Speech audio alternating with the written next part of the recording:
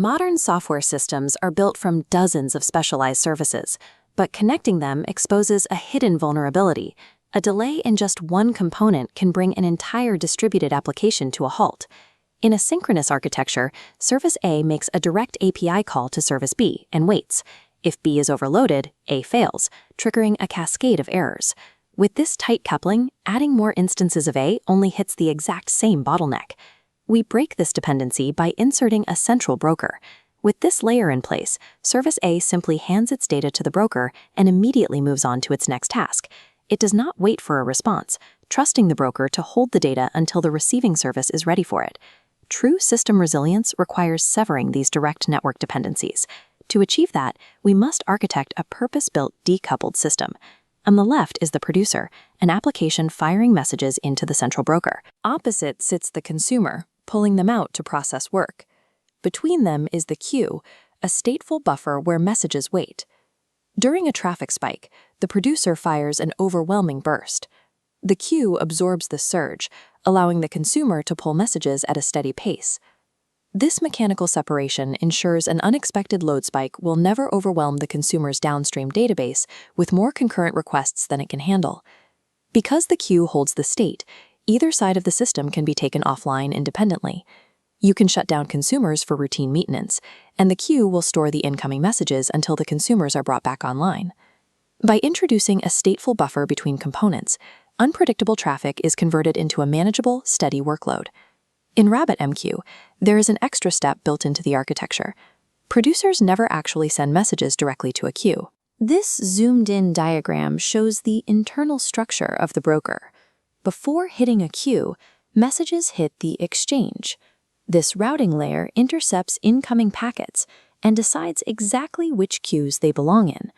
Separating the act of sending a message from its final destination allows you to rewire how data moves through the system without altering the application code of the producers. RabbitMQ uses different exchanges. A direct exchange matches a routing key exactly to a specific queue. A Fanout exchange ignores keys, instantly duplicating and broadcasting messages to every bound queue. A topic exchange evaluates hierarchical tags against wildcard rules, providing precise control over complex, pattern-based routing based on variables like region. For specific edge cases, a headers exchange bypasses the routing key entirely, routing messages based on attributes embedded directly within the message headers. Because the exchange determines the logic of how messages reach their queues, this configuration defines the primary communication contract of your decoupled architecture. Delivering a message is only half the problem. If a consumer loses power while in the middle of processing a critical task, like a payment event, that information is at risk. This animation shows a basic queue configuration. If the broker deletes the message the moment it leaves the queue, and the consumer fails before finishing the work, the message disappears entirely. That data is permanently lost. RabbitMQ requires mandatory message acknowledgements. When a consumer receives a message, the queue keeps a copy, only removing it after an explicit acknowledgement signal. If the connection drops before acknowledgement, RabbitMQ pulls the shadow message back and routes it to a healthy consumer. Even with strict acknowledgements, another catastrophic failure mode exists: the central RabbitMQ server itself crashing. To survive a server crash, queues can be marked durable and messages marked persistent, forcing RabbitMQ to write them to disk. When the broker restarts, the data remains intact on the drive and ready for processing.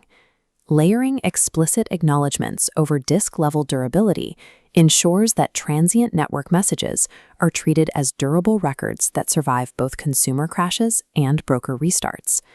Systems occasionally encounter a poison message, malformed data, or an expired task that repeatedly crashes any consumer that attempts to process it. Because of acknowledgements, a deformed packet crashes the consumer, is requeued, and crashes it again. This infinite loop creates a bottleneck. To prevent this, after exceeding a retry limit, the message is automatically routed to a dead letter exchange and isolated in a quarantine queue, clearing the path for real-time throughput. Systems designed for continuous uptime must handle unrecoverable data errors just as rigorously as they handle successful executions. As application demand grows, processing capacity must scale to match. RabbitMQ makes this straightforward by allowing you to attach multiple consumer instances to a single queue. In this diagram, a heavy stream of messages enters the queue. RabbitMQ automatically distributes the work evenly across the 3 parallel consumers, acting as a load balancer. To maintain efficiency, developers can set a prefetch count. This limits exactly how many unacknowledged messages one consumer can hold at a time, preventing any single node from being overwhelmed with more work than it can actively process.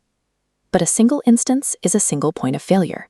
RabbitMQ solves this by multiplying the broker into a multi-node cluster using quorum queues, which replicate data across nodes. If one node suffers catastrophic hardware failure, the queue and data flow remain fully operational on the surviving nodes. To monitor this clustered environment, RabbitMQ provides a built-in management dashboard. This interface allows operators to visually diagnose queue buildups and track cluster health in real time. Through clustering and quorum replication, critical message infrastructure survives the hardware failures inherent to production environments. This diagram shows the complete architecture we have built. Producers send data to a topic exchange, which routes it to replicated quorum queues inside a cluster. Those queues feed load-balanced consumers that return strict acknowledgements, while anomalies are isolated by a dead letter exchange. With the system mapped, we arrive at the final architectural question. When should a team deploy this RabbitMQ model instead of an event streaming platform like Kafka? Kafka is built for massive-scale, long-term historical event storage. It functions as an append-only log, using a dumb broker, smart consumer model, making it ideal when multiple consumers need to independently replay the exact same historical data streams. Looking at them side by side, RabbitMQ is entirely different. It relies on a smart broker, dumb consumer model. It excels at complex conditional routing, precise delivery guarantees, and traditional point-to-point task queuing. By severing the connection between intent and execution, RabbitMQ provides the precise routing logic and foundational fault tolerance required to build reliable distributed systems.